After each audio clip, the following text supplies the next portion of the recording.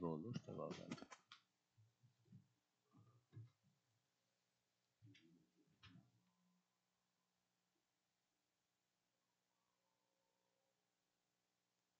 Bonjour à tous. Oui, absolument. Vas-y, Mario. Amen. Vas-y. Bonjour. Pendant la louange, j'ai eu une révélation de la part de Dieu. Il m'a montré une chute qui tombait sur l'autel, son eau vive. Il nous disait de venez vous abreuver à mon eau, à ma source d'eau. Amen, amen. C'est ce qu'il m'a transmis pour vous transmettre. Amen. Merci beaucoup, Mario. Amen. Yes. Vous savez, on a chanté qui change l'eau en vin. Hein? Qu'est-ce que vous aimeriez que Dieu transforme dans vos vies ce matin? On a chanté aussi qui toucha les yeux de l'aveugle. Qu'est-ce que vous aimeriez que Dieu guérisse dans vos vies ce matin? Amen. Si vous avez soif de lui, venez à lui. Amen. Je m'excuse, j'ai été un petit peu en retard ce matin. J'ai participé comme Pasteur Daniel au Forum des évangélistes. J'ai quitté ici, il était midi, vendredi. J'ai manqué un petit peu de temps pour préparer ce message. Je me suis levé très tôt ce matin pour finaliser ce message, mais malgré ça, j'étais un petit peu en retard. J'espère qu'il va bien sortir, qu'il va sortir droit. J'espère surtout être fidèle à ce que Dieu a donné dans mon cœur. Puis je pense que ce dernier chant qu'on vient de chanter va venir vraiment rencontrer ce message-là que Dieu m'a donné pour nous ce matin. Amen. Alors, je vais vous inviter à tourner avec moi dans 2 Timothée, dans le chapitre 2. On va lire ensemble les versets 1 à 9. Dans le Timothée, chapitre 2. 2 Timothée, chapitre 2, les versets 1 à 9. Amen.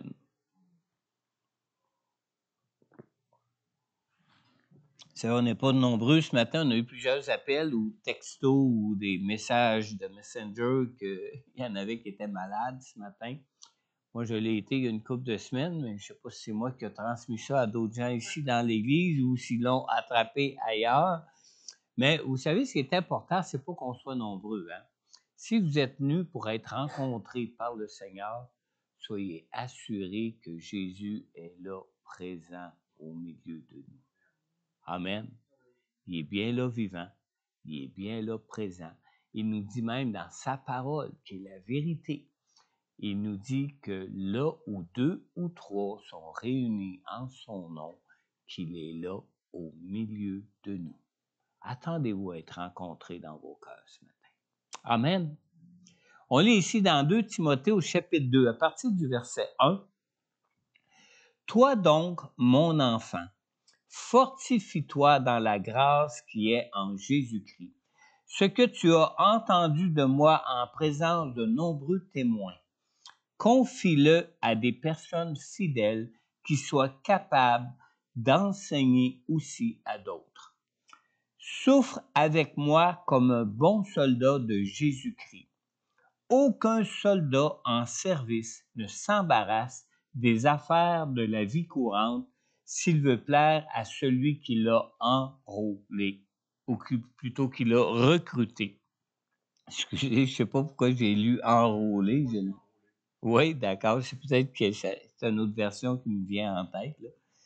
Alors, au verset 5, on poursuit en disant « L'athlète n'est pas couronné s'il n'a pas lutté en respectant les règles. Le cultivateur qui travaille dur doit être le premier à récolter les fruits. Comprends ce que je dis et que le Seigneur te donne en effet de l'intelligence en toutes choses.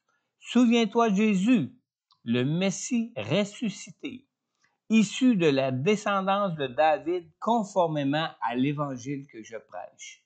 et pour lequel je souffre au point d'être enchaîné comme un malfaiteur. Mais la parole de Dieu n'est pas enchaînée. Amen. Prions ensemble. Seigneur notre Dieu, merci de ta présence au milieu de nous, Seigneur. Et Seigneur, je veux te prier peut-être pour ceux qui sont pas là, présents ici ce matin au milieu de nous, mais qui sont peut-être en ligne, ou bien, Seigneur Dieu, peut-être dans leur lit à cause de leur état de santé, Seigneur. Alors, Seigneur, je te prie que tu les touches, Seigneur, dans leurs besoins maintenant, dans leurs besoins physiques, Seigneur Dieu, afin qu'ils soient soulagés pour quelque maladie que ce soit dans leur lit, pour quoi que ce soit, Seigneur Dieu, qui a pu même les retenir captifs à la maison, Seigneur. Seigneur, mets ta main sur eux, Seigneur. Comme tu as mis ta main, Seigneur Dieu, sur les yeux des aveugles pour qu'ils voient, Seigneur, mets ta main sur leur corps, sur leur santé, afin, Seigneur Dieu, qu'ils recouvrent une pleine vitalité, Seigneur Dieu, et qu'ils aient vraiment un désir sincère en eux, Seigneur, pour s'approcher de toi, Seigneur. Et Seigneur, je veux te remercier de ce que tu es là, présent au milieu de nous, Seigneur. Je veux te remercier aussi pour ta parole qui est la vérité, Seigneur. Et je te prie particulièrement, Seigneur, comme régulièrement je le fais, Seigneur Dieu, que ton Saint-Esprit qui est vivant, que ton Saint-Esprit que tu nous as donné, Seigneur Dieu, pour glorifier ton nom, Seigneur, qu'il soit présent pour toucher le cœur de tous ceux, Seigneur Dieu, qui vont entendre ce message, de tous ceux qui vont l'entendre ici ce matin, qui vont l'entendre de leur maison, à partir de leur maison peut-être, ou même de ceux qui vont l'entendre en différé, qui vont écouter l'enregistrement de ce message, Seigneur, que ton Saint-Esprit soit sur eux pour les enseigner dans toute ta volonté, Seigneur, les enseigner dans ton plan de vie pour chacun d'eux, Seigneur Dieu, et qu'ils puissent être comblés en toi, en toutes choses pour leur vie, Seigneur. Je te le demande, Père, dans le nom puissant de Jésus. Amen. Amen. On vient de lire dans 2 Timothée au chapitre 2, dans la première partie du verset, que l'apôtre Paul dit à Timothée ici, « Ce que tu as entendu de moi, confie-le à des personnes fidèles. » J'ai intitulé ce message ce matin, « Quel type de croyant es-tu? » Quel type de croyant es-tu? Vous savez, ici, l'apôtre Paul s'adresse à Timothée. Timothée qui a été établi comme pasteur par Paul sur l'église qui se trouve à Éphèse. Évidemment, le Seigneur ne nous appelle pas tous à être des pasteurs comme Timothée avait été appelé à l'être. On peut se demander en quoi la parole de Dieu qui s'adresse à un pasteur comme celle qu'on lit dans les Épîtres à Timothée, en quoi une telle parole de Dieu peut-elle nous concerner en tant que simple croyant, en simple chrétien? Mais vous savez, toute la parole de Dieu que l'on trouve dans la Bible s'adresse toujours à tous les croyants, peu importe à qui elle pouvait être adressée à son origine. Alors, cette parole-là, qui était adressée spécifiquement de Paul à Timothée, qui était un jeune pasteur établi sur l'Église à Éphèse, cette parole-là s'adresse autant qu'à nous qu'elle pouvait s'adresser à lui dans son contexte à son époque. On lit d'ailleurs dans 2 Timothée au chapitre 3 et au verset 16, Paul dit d'ailleurs à Timothée ici que toute l'Écriture est inspirée de Dieu et utile pour enseigner, pour convaincre, pour corriger, pour instruire dans la justice. Alors, peu importe que dans son contexte c'était adressé à un pasteur, elle s'adresse aussi à nous et elle est utile. Utile pour instruire, utile pour enseigner, utile pour convaincre, pour corriger dans la justice. Alors, quel que soit l'auteur du passage de la parole, et peu importe à qui elle pouvait s'adresser, toutes les paroles que Dieu a conservées dans la Bible, dans la parole de Dieu, sont toutes des vérités de Dieu qui nous sont utiles en toutes choses pour nos vies. Amen. Dans Jean 8, 32, Jésus lui-même nous dit, vous connaîtrez la vérité et la vérité vous rendra libre. Amen. Alors, pour arriver à la toute liberté que nous espérons en Jésus pour nos vies, on a donc besoin d'être enseigné, d'être convaincu, d'être corrigé par toute la parole de Dieu qui est la vérité. Toute la parole qui se trouve dans la Bible, qui est la parole de Dieu. Alors, il est bien vrai que nous ne sommes pas tous appelés à être comme des captifs du Seigneur, comme on lit dans Éphésiens 4:8, qui dit que Dieu a fait des hommes des captifs pour les donner à son Église, dans Éphésiens au chapitre 4 au verset 8, et qui a retenu des captifs pour servir à l'édification de son Église, à laquelle Jésus ajoute tous ceux qui sont sauvés, hein, comme on le lit dans Actes 2:47. Qu'est-ce qu'il fait le Seigneur avec un nouveau croyant qui lui confie sa vie, qui devient enfant de Dieu? Dans Actes 2:47, ça dit que le Seigneur ajoutait chaque jour à l'Église ceux qui étaient sauvés. Il ne nous laisse pas à nous-mêmes, hein? Il veut nous voir grandir dans la famille de Dieu et il a prévu l'Église, qui est la famille de Dieu, pour nous donner un environnement sécuritaire, un bon environnement pour le croyant pour qu'il puisse grandir en Jésus. Mais, bien que nous ne soyons pas tous appelés à être des pasteurs comme Timothée l'était, nous sommes tous appelés à offrir des personnes au Seigneur. Saviez-vous ça? Dans 1 Pierre au chapitre 2 au verset 5, on lit « Et vous-même, en tant que pierre vivante, est-ce que vous êtes des pierres vivantes? » Oui, quand on regarde une roche, on n'a pas l'air trop vivant, hein? Mais nous, on n'est pas juste des roches, on est des pierres vivantes qui font partie de l'édifice du corps de Christ, de l'édifice de Dieu, de l'Église elle-même. Et Pierre ici nous dit, « Et vous-même, en tant que pierre vivante, laissez-vous édifier pour former une maison spirituelle, un groupe de prêtres saints. » Saviez-vous ça qu'on est des prêtres saints, afin d'offrir des sacrifices spirituels que Dieu peut accepter par Jésus-Christ. J'aimerais vous le lire aussi dans la traduction de Second 1910, qui dit, écoutez bien, « Et vous-même, comme des pierres vivantes, édifiez-vous pour former une maison spirituelle. » Écoutez bien, un saint sacerdoce, afin d'offrir des victimes spirituelles agréables à Dieu par Jésus-Christ. Alors, ici, la parole ne s'adresse pas seulement à un pasteur comme à Timothée, mais à tous les croyants de l'Église. Hein? Tous les croyants font donc partie du sacerdoce en tant que membres du corps de Christ. Alors, il n'y a pas juste les prêtres, pas juste les pasteurs ou ceux que Dieu a retenus comme captifs, pas juste les apôtres, les prophètes, les évangélistes, les pasteurs et les enseignants, qui sont des gens qui servent le corps de Christ, mais aussi chacun de nous qui sommes des pierres vivantes et qui formons cet édifice spirituel en Jésus. Amen. Alors, bien que nous ne soyons pas tous appelés à servir comme pasteurs, apôtres, prophètes, évangélistes ou enseignants, nous sommes tous appelés à participer à l'édification des croyants pour former ensemble un édifice spirituel. Amen.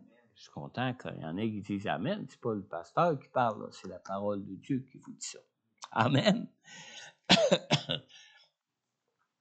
Dans 1 Pierre 2:5, on lit « Et vous-même, en tant que pierre vivante, laissez-vous édifier pour former une maison spirituelle, un groupe de prêtres saints. » Alors, nous sommes donc tous des intendants de la parole de Dieu qui peut nous rendre libres, la parole de Dieu qui peut nous rendre libres et qui peut rendre les autres croyants aussi libres que nous-mêmes, nous pouvons être libres. Dans 1 Timothée 3:15, ça nous dit que l'Église est la maison de Dieu, qui est l'Église du Dieu vivant, qui est le pilier et le soutien de la vérité. Alors, c'est qui est le pilier et le soutien de la vérité?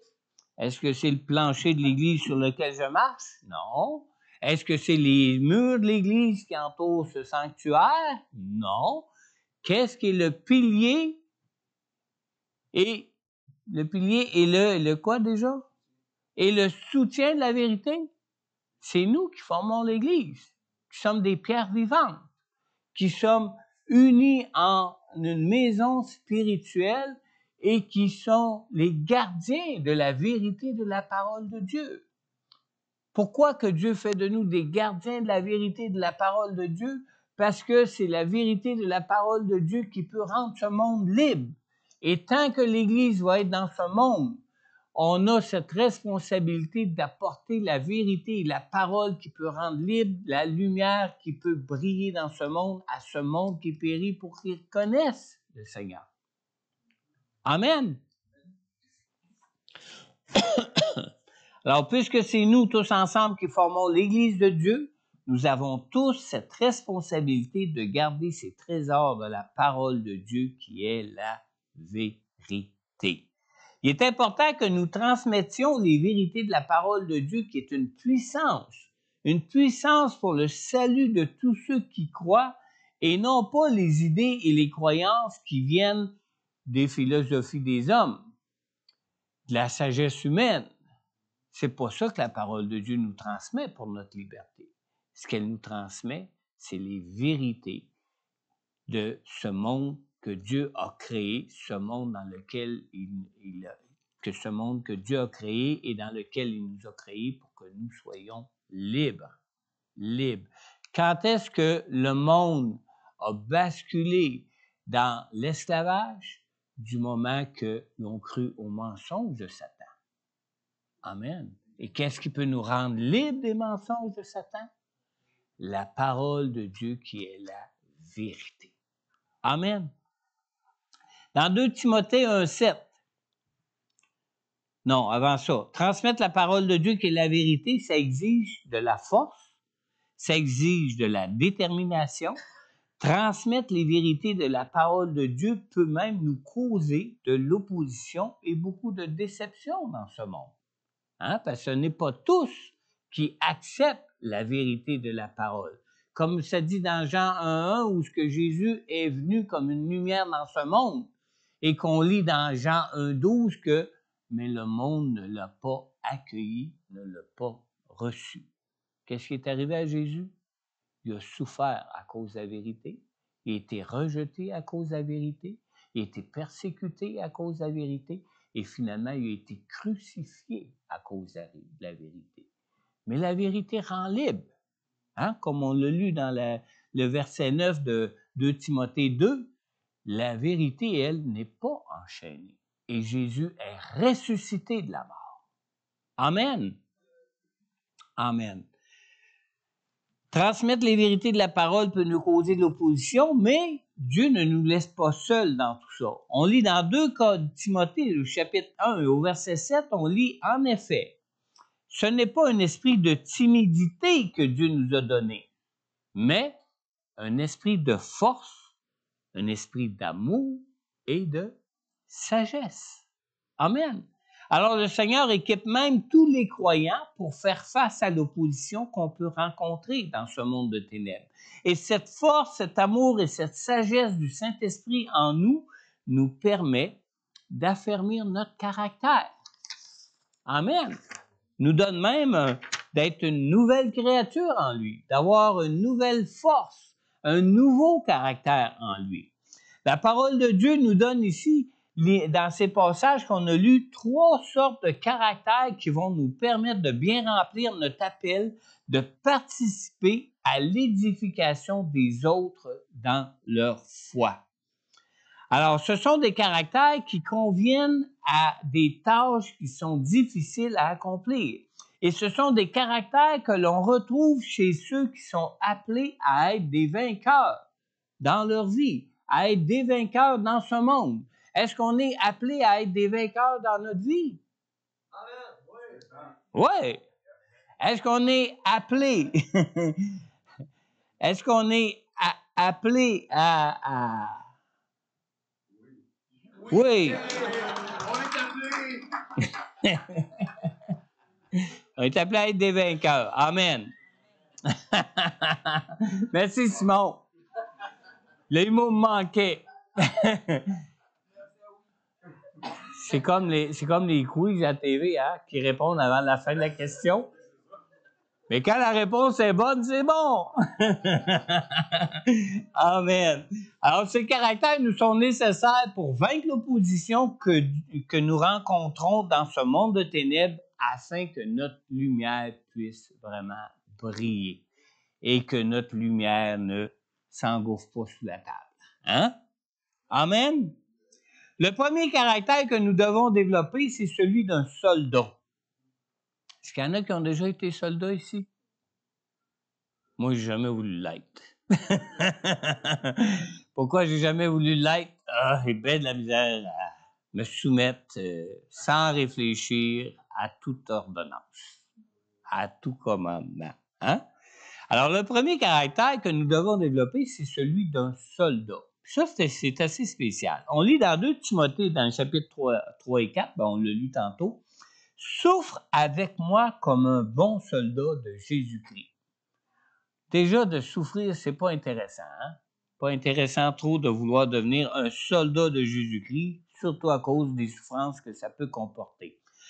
Aucun soldat en service ne s'embarrasse des affaires de la vie courante s'il veut plaire à celui qui l'a recruté. Alors, apporter la vérité qui rend libre, vous savez, c'est un combat qui est constant, ça. Un combat constant.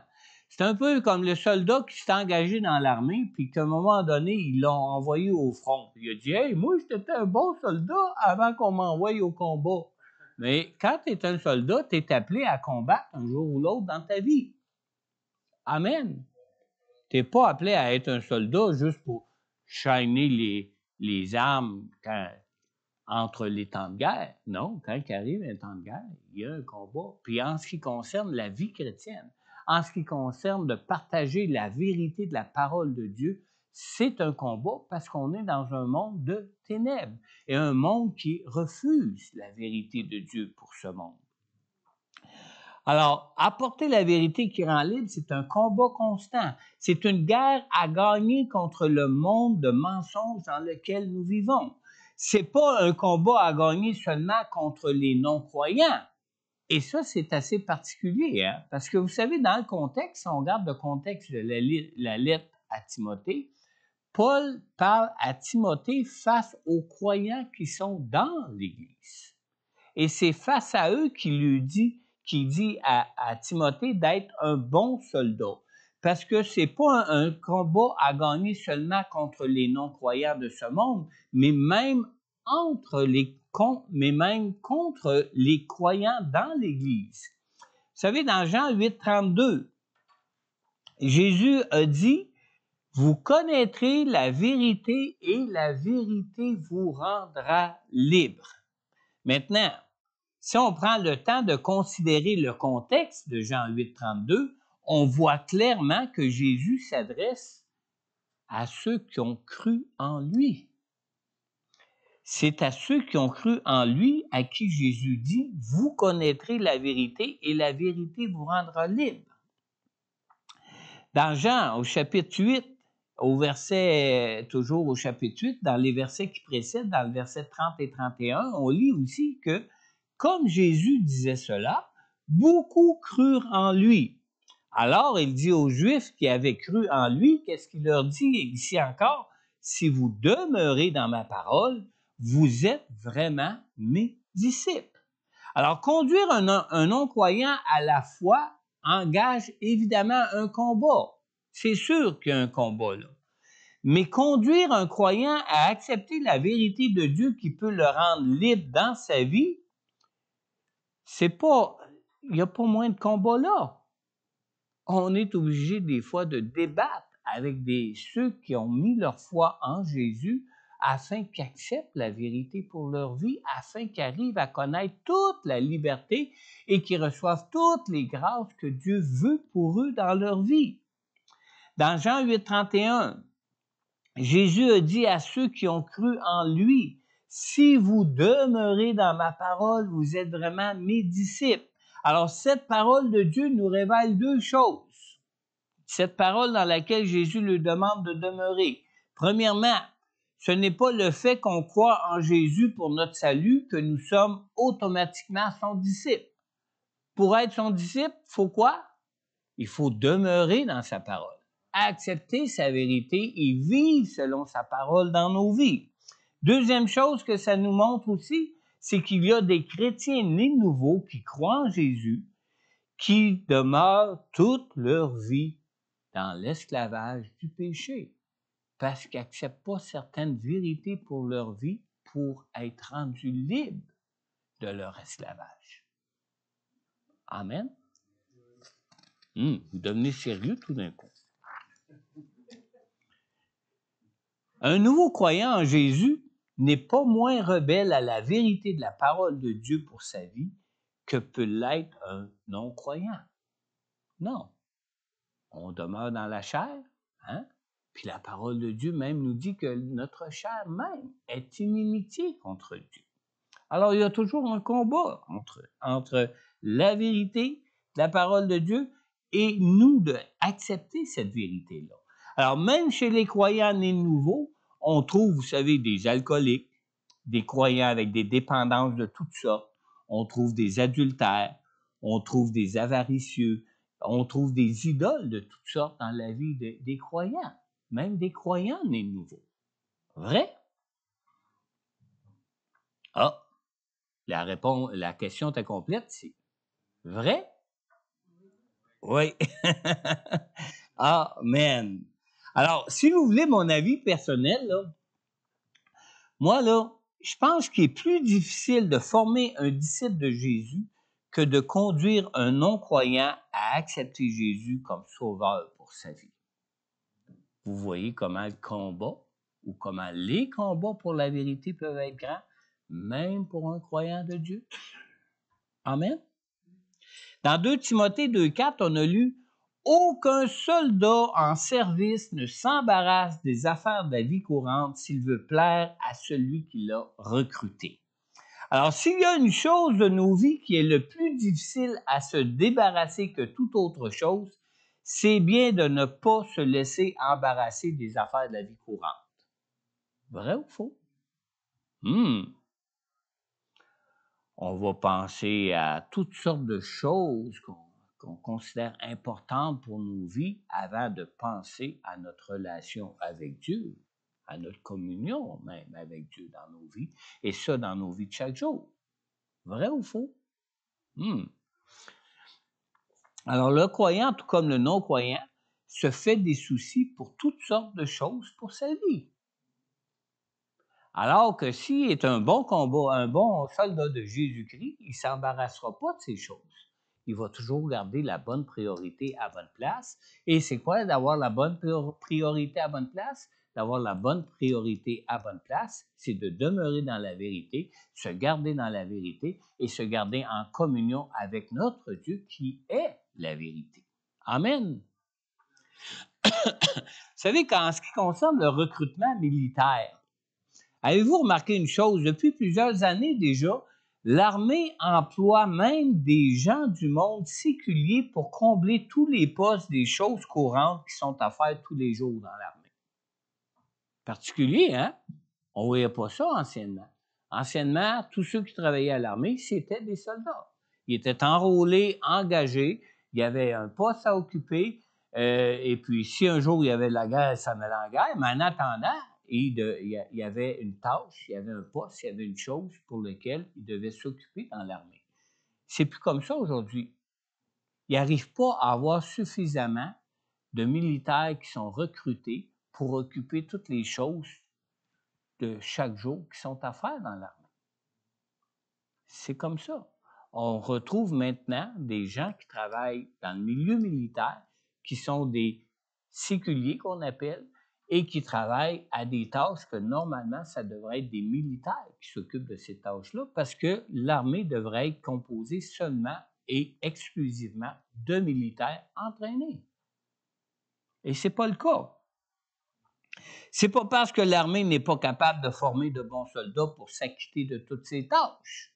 Non, absolument pas.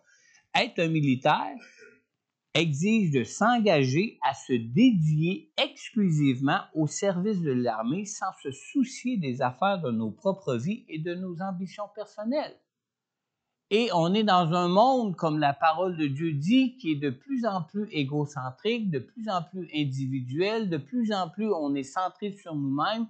Et quand on parle de s'engager dans quelque chose où on met de côté nos propres ambitions, on n'en veut pas de ça. Et c'est pas moins vrai dans le Seigneur, vous savez. C'est pas moins vrai en Jésus. Pour s'occuper de ses propres affaires personnelles, un soldat ne peut être libéré de son poste seulement que sous permission. Et ça, on n'en veut pas de ça. On ne veut pas avoir à demander de permission à quiconque pour poursuivre nos plans personnels, nos ambitions personnelles, nos idées personnelles, nos plans de vie personnels. Amen. Dans Philippiens, au chapitre 1, dans le verset 21, l'apôtre Paul dit ici, « En effet, Christ est ma vie et mourir représente un gain. » Wow! Quand on lit ça, là, puis si on se met avec l'image du soldat pour être un bon soldat de Christ, être un bon soldat de Christ, c'est mourir à notre propre vie pour pouvoir être pleinement dédié à la vie de Jésus, au service de Jésus. Et ce n'est pas le cas. Sommes-nous comme de bons soldats? Avons-nous laissé le Saint-Esprit transformer notre caractère? Ou vivons-nous encore pour nous-mêmes? Vivons-nous encore pour nos propres ambitions? Deuxième caractère qu'on trouve dans ce passage de ce matin, deuxièmement, c'est que le second caractère que nous devons développer est celui d'un athlète. Est-ce qu'il y en a qui savent ce que c'est qu'un athlète? Vous savez, moi, j'ai toujours dit à ma femme, moi, le seul sport que j'aime, c'est le golf. Parce que je peux m'asseoir sur une petite... pas un buggy, un kart, là, un kart électrique, là, puis j'ai juste à débarquer du kart quand je veux frapper ma balle, puis je rembarque dans le kart, puis on s'en va jusqu'à là. Moi, les sports là, comme le hockey qui vous fait suer, j'aime pas bien ça. J'ai jamais aimé ça. Imaginez, pour servir le Seigneur, il nous dit d'être comme un athlète. Oh, je ne suis pas un bon candidat. Hein? Le pied de l'athlète. Alors, ce qui fait qu'un athlète peut devenir un vainqueur dans la discipline qu'il a choisie pour sa vie, une discipline aussi, donc c'est un don pour lui. Là. Il y a vraiment des performances particulières là-dedans. Là. C'est pas juste quelque chose qu'il va développer, c'est vraiment qu'il y a des qualités. S'il est un athlète de course, c'est qu'il y a des qualités dans la course. Il a reçu ça vraiment dans sa vie, dans son corps, comme étant un don. Alors, ce qui fait qu'un athlète peut devenir un vainqueur dans la discipline qu'il a choisie pour sa vie et dont il est doué, c'est quoi? C'est pas parce qu'il a le don de courir, c'est qu'il est obéissant aux règles qu'exige sa discipline pour être vainqueur dans la course. C'est quelque chose, ça. Dans 2 Timothée 2,5, on lit « L'athlète n'est pas couronné s'il n'a pas lutté en respectant les règles. Il s'impose toutes sortes de règles pour pouvoir devenir le vainqueur dans sa propre discipline, pour être victorieux dans cette discipline-là pour sa vie. Alors, pour aider à l'édification des autres dans leur foi, nous devons d'abord nous-mêmes être affermis dans notre propre foi.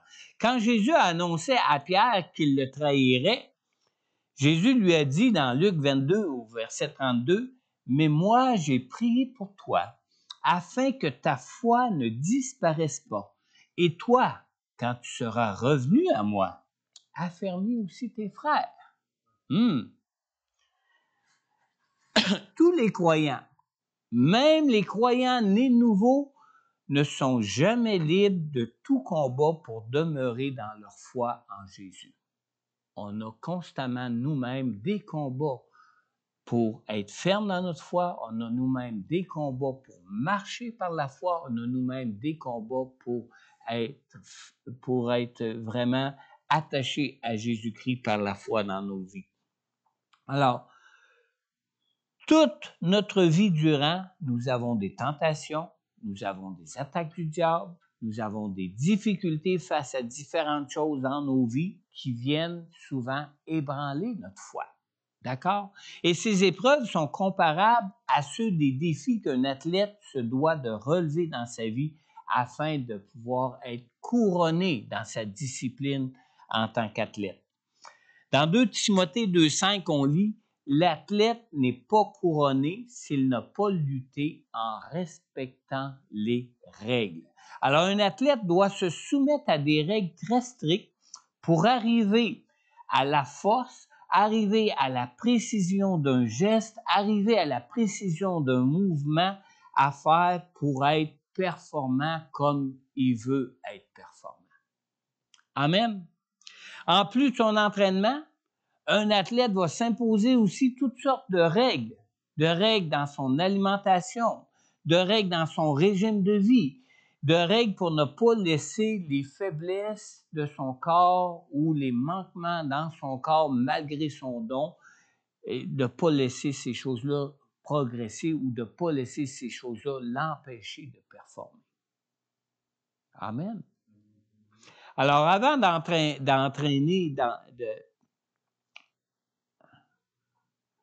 c'est pareil que j'ai écrit ça un matin, j'étais fatigué pour moi. Avant d'être entraîné, avant d'entrer dans l'arène pour compétitionner avec les autres, un athlète prend toujours le temps de faire aussi son réchauffement. Amen. Il a beau s'être entraîné, il a beau s'être donné des règles de vie, il a beau avoir observé toutes sortes, même d'abstinence, mais quand il arrive pour faire une course, alors qu'il serait coureur, il prend le temps de réchauffer ses muscles, même si ses muscles ont bien été entraînés. Il prend le temps de bien les réchauffer afin qu'il n'y arrive pas de problème dans tout ça. C'est un peu ce que Pierre manquait. Hein? Quand Jésus lui a dit, tu sais, Pierre, avant que le coq aille chanter 3 fois, tu vas m'avoir renu. Non, moi, inquiète-toi pas pour moi, je donnerai ma vie pour toi. L'athlète pourrait dire, bah, pas besoin de réchauffement. Oh, non, je suis habitué, moi, j'en fais tous les jours de la course, je m'entraîne. Ouais. Si tu n'es pas réchauffé, le diable va t'avoir. Amen. Il faut développer un caractère d'athlète. Amen. On ne peut pas combattre pour la vérité si on accepte. De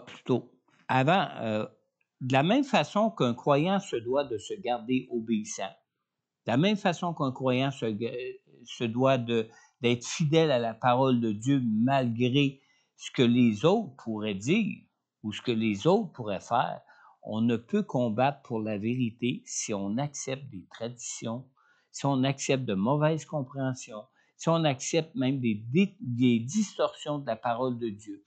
Vous savez, il y a 2 formes de mensonges qui peuvent annuler la puissance des vérités de la parole de Dieu. 2 sortes de mensonges.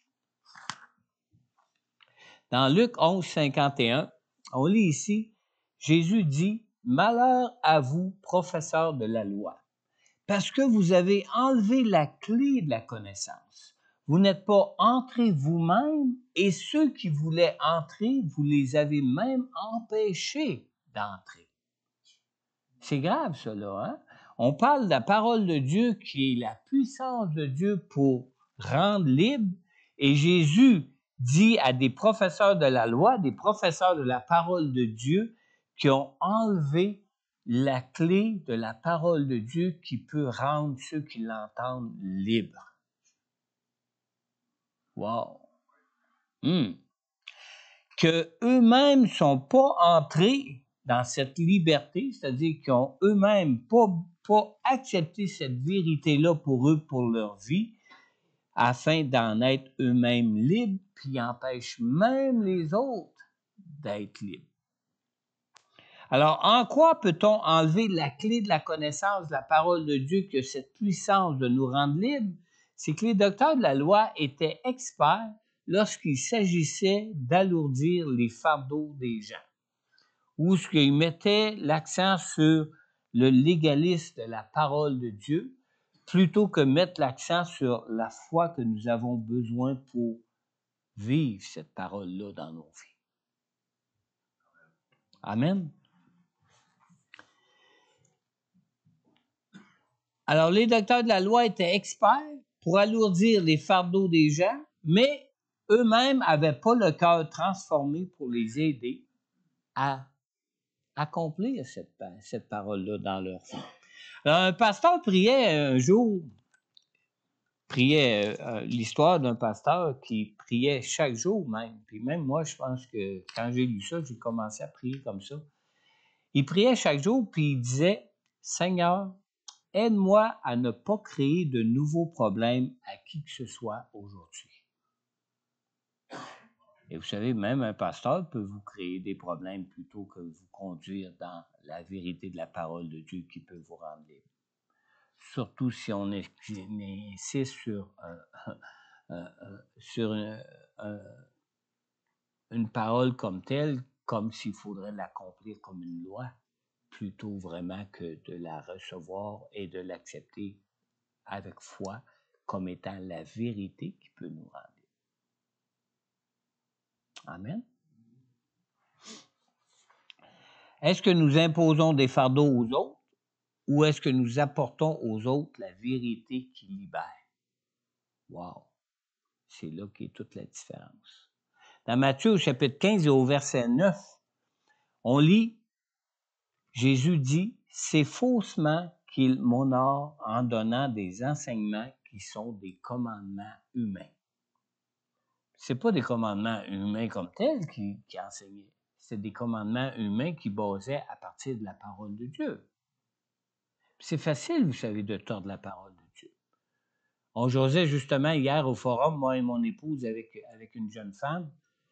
Non, c'est pas là. C'est à une rencontre la semaine passée avec une jeune femme qu'on rencontrait et puis qu'on lui partageait des vérités de la parole de Dieu pour sa vie. Puis à un moment donné, elle a dit, « Ah, faut que je me repente. » Ben, gloire à Dieu.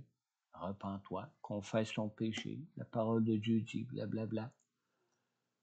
Puis à un moment donné, elle dit, j'aimerais tellement, elle dit, faire comme ça dit dans la parole de Dieu, ne fais pas aux autres ce que tu veux pas que les autres te fassent. Là, on s'est regardé, moi, mon épouse, tous deux, on l'a regardé, puis on s'est dit, on lui a dit, mais c'est pas ça que la parole de Dieu dit. Elle dit, oh non, c'est ça, c'est marqué dans la parole. Ne fais pas aux autres ce que tu veux pas que les autres te fassent. Non. La parole de Dieu est positive. La parole de Dieu est la vérité. Et ce que la parole de Dieu dit, c'est fais aux autres ce que tu aimerais qu'on te fasse à toi. C'est très différent, ça, hein, comme parole de Dieu. C'est ça la vérité qui libère. Amen. Alors, la parole de Dieu peut nous sembler des fois, c'est ça que la parole de Dieu dit. Non, non, non. C'est juste un commandement humain, ça. Et pourquoi ce commandement humain ne fait pas aux autres ce que tu veux pas que les autres te fassent? C'est qu'on veut pas qu'on fasse de tort entre nous. C'est bien. Mais ce que Dieu veut, c'est bien plus que ça. Il veut qu'on fasse du bien entre nous. Amen. Vous voyez comment la portée de la parole de Dieu peut être détournée quand on l'enseigne selon des préceptes d'hommes, selon des commandements d'hommes, selon des visions d'hommes, plutôt que selon Dieu, qui, lui, est la vérité. Amen.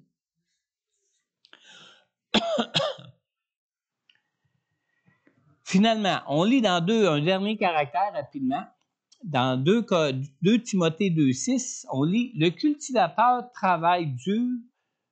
Non, pardon. Le cultivateur qui travaille dur doit être le premier à récolter les fruits. Alors, le dernier caractère que nous devons développer est celui d'un cultivateur. Wow! Est-ce qu'il y en a qui ont déjà été cultivateurs? Il y en a un qui est là. Moi, lui, là, oui, c'est vrai. Ah! Oui, Simon, c'est vrai, son père était cultivateur. Lui-même, moi-même, j'ai été un cultivateur. C'est vrai qu'on travaillait dur. Ah, l'été, là, hein? Oh, boy! Alors, pour récolter une moisson de son champ, un cultivateur doit travailler. Ça ne pousse pas tout seul. Il n'y a rien qui pousse tout seul. Un champ qui est laissé en friche ou un champ qui est laissé à lui-même, qui n'est pas cultivé, ce champ-là ne peut arriver qu'à produire que des mauvaises herbes. Amen. C'est encore vrai, ça? Amen. Alors, travailler à édifier les autres dans leur foi, vous savez, c'est un travail et c'est pas un loisir. C'est pas quelque chose qui va arriver tout seul. C'est pas quelque chose qui va se produire tout seul. Si on laisse même un frère ou une sœur aller à ses propres vérités, puis aller à sa déchéance face à la parole de Dieu, à sa compréhension de la parole de Dieu, sans la ramener à ce que la parole de Dieu dit, elle ne reviendra pas tout seul. C'est faux, ça. C'est complètement faux, ça. Comme tout travail, édifier un croyant dans sa foi demande du travail et de la patience. Dans Jacques, au chapitre 5, au verset 7, on lit « Soyez donc patients, frères et sœurs, jusqu'au retour du Seigneur. Voyez le cultivateur. Il attend le précieux fruit de la terre en faisant preuve de patience envers lui jusqu'à ce qu'il ait reçu les premières et les dernières pluies. » Amen.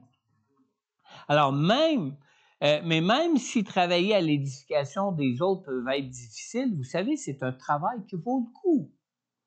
Hein? C'est quand on récolte qu'on dit « Hey, ça valait la peine. » Hein? Amen.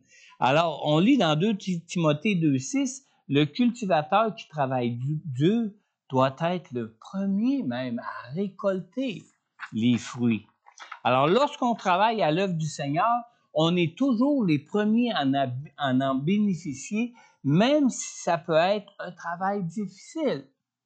Dans la parole de Dieu nous dit dans Matthieu, au chapitre 18, au verset 15, « Si ton frère a péché, va et reprends-le seul à seul. S'il t'écoute, tu as gagné un frère. » Amen! Gloire à Dieu! Mais c'est sûr que des fois, il n'écoute pas tout de suite. Vous savez, même un frère, quand il est aveuglé par son péché, il a de la peine à accepter la vérité. Quand il est aveuglé par ses faiblesses ou sa passion qui est peut-être désordonnée dans sa vie, il ne veut rien savoir, même souvent, de la vérité. Ça peut être très difficile, même si c'est un frère. On ne parle même pas d'un non-croyant ici. On parle même d'un frère. Mais si on a pris le temps de l'aimer, de l'écouter, de lui parler, de le reprendre avec amour, de l'entourer de nos prières, de le supporter par nos prières, le jour où ce qui revient à la vérité, wow, on a gagné un frère. Puis on n'a pas juste gagné un nouveau croyant, là. On a gagné un frère qui vient d'avoir une expérience des ténèbres qui va l'affermir dans sa foi avec Dieu. Comme quand Pierre a renié Jésus. Il en est revenu affermi dans sa foi. Amen. Alors, y a-t-il quelque chose de plus difficile que de reprendre un frère ou une sœur qui comprend mal ou qui ne vit pas selon la vérité de la parole de Dieu? Mais même si ça peut être difficile, c'est la seule façon qu'on peut l'emmener à connaître toutes les grâces que Dieu veut pour sa vie. Alors, pourquoi voudrions-nous que tous les pécheurs du monde soient sauvés alors que nous nous soucions même pas d'un frère ou d'une sœur qui se détournerait de la vérité? Luc 15,4, Jésus nous dit, « Si l'un de vous a 100 brebis et qu'il en perde une, ne laisse-t-il pas les 99 autres dans le désert pour aller à la recherche de celle qui est perdue jusqu'à ce qu'il la retrouve? » Jésus veut que nous soyons sauvés et Jésus veut que nous demeurions sauvés. Amen.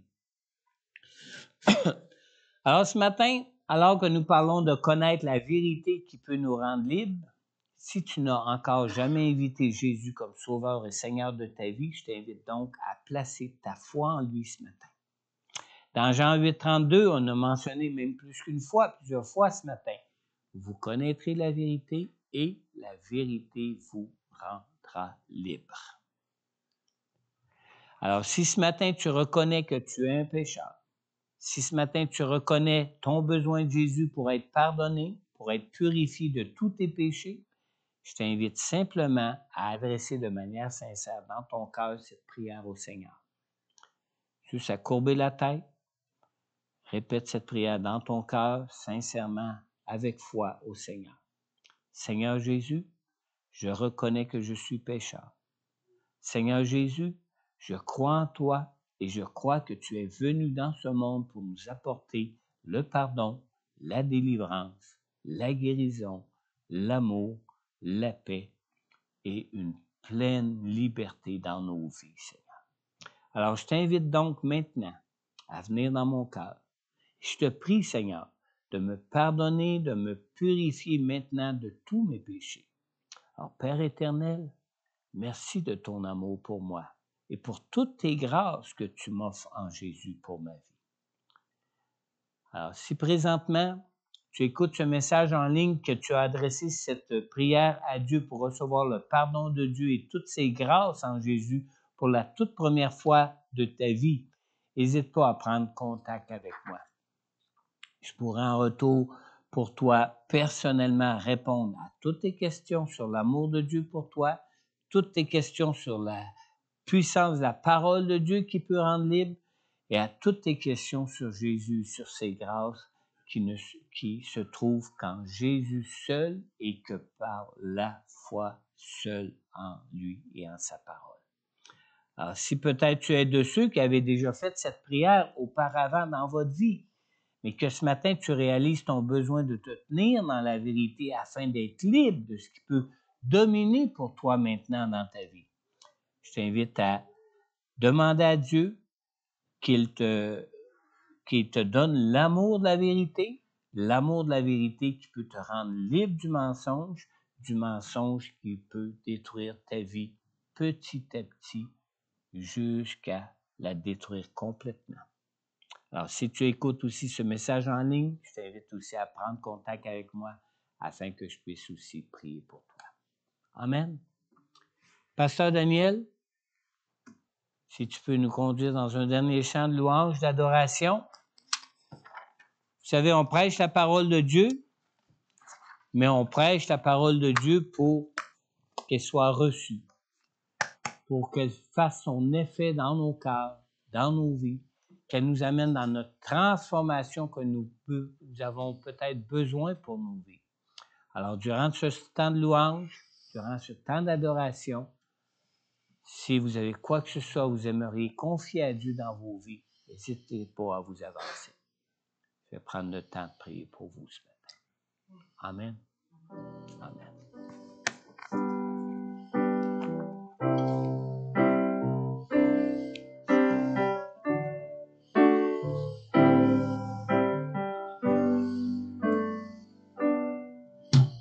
Seigneur, viens rallumer le feu que tu as mis en moi. Toi seul peux m'éclairer. Viens, Seigneur, ouvrir les yeux.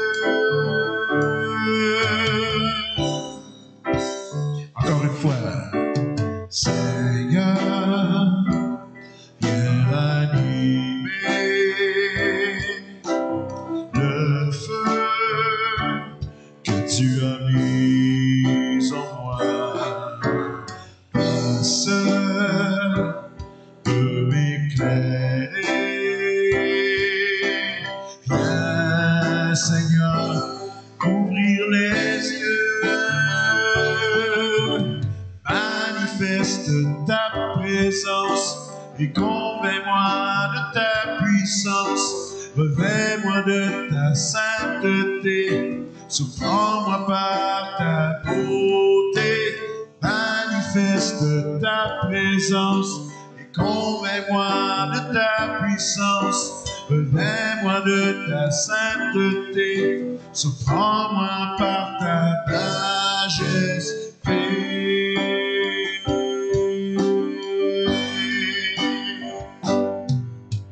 Seigneur, viens ranimer le feu que tu as mis en moi. Toi seul peux m'éclairer. Viens, Seigneur, ouvrir les yeux. Manifeste ta présence et conviens-moi de ta puissance. Revêt-moi de ta sainteté, surprends-moi par ta beauté. Manifeste ta présence et conviens-moi de ta puissance. Revêt-moi de ta sainteté, surprends-moi par ta beauté. Oh, manifeste ta présence et convainc-moi de ta puissance. Revêt-moi de ta sainteté, surprends-moi par ta beauté. Manifeste ta présence et convainc-moi de ta puissance. Revêt-moi de ta sainteté, surprends-moi par ta majesté.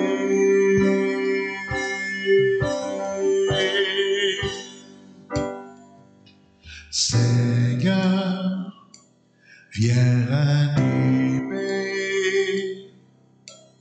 le feu que tu as mis en moi. Toi seul peux m'éclairer. Oui, viens, Seigneur, ouvrir les yeux. Dernière fois. Manifeste ta présence et convainc-moi de ta puissance. Revêt-moi de ta sainteté, surprends-moi par ta beauté. Manifeste ta présence et convainc-moi de ta puissance. Revêt-moi de ta sainteté, surprends-moi par ta majesté.